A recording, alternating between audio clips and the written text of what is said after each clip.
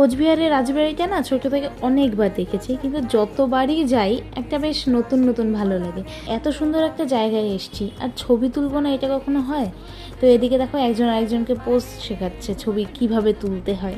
রাজবাড়ির ভেতরটায় না মিউজিয়াম রয়েছে, আর সেখানে কোনো রকম ছবি বা ভিডিও করার অ্যালাউ নেই, তাই আমি কোনো রকম ক্যাপচার করতে পারিনি। কিন্তু এই যে জায়গাটা, এই জায়গাটা আমি জোড়াসাঁকোর ঠাকুরবাড়ির ক্ষেত্রেও দেখেছি বা অন্যান্য রাজবাড়িতে গিয়েও দেখেছি।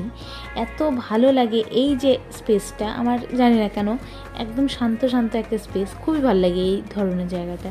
তো আমরা এখন ব্যালকনিতে রয়েছি, আর ব্যালকনি থেকে আমরা ছবি তুলতে পারবো। আর এই জায়গা থেকে ভিউটা যা লাগে এটা নিজের চোখে না দেখলে বিশ্বাস করা যায় না, মানে পুরো গ্রাউন্ডটা দেখা যায় আর খুবই ভালো লাগে। যাই হোক, আমাদের ঘোরাফেরা কমপ্লিট, আর এখন যাব আমরা পিৎজা খেতে।